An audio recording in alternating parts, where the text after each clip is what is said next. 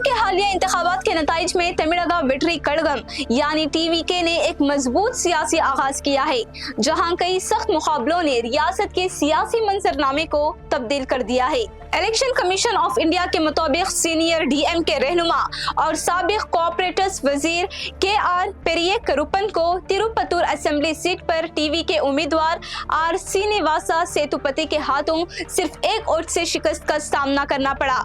30 से जायद polling booths पर 30 राउंड्स की गिनती के बाद श्रीनिवासा ने 83,375 वोट हासिल किए, जबकि पेरिये करुपन को 83,374 वोट मिले।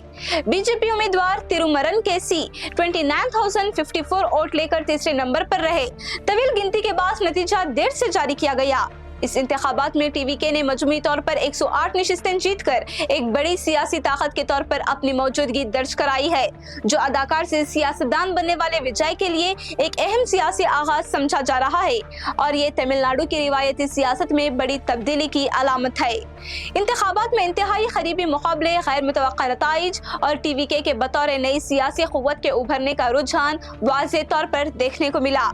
श्रीनिवासा सेतुपति की ये जीत इस बात की तस्दीक करती है कि हर वोट अहम होता है और एक वोट भी किसी भी उम्मीदवार की किस्मत बदल सकता है। नाज़रीन, आपकी इस जीत के बारे में क्या राय है? अपनी राय कमेंट सेक्शन में जरूर बताएं।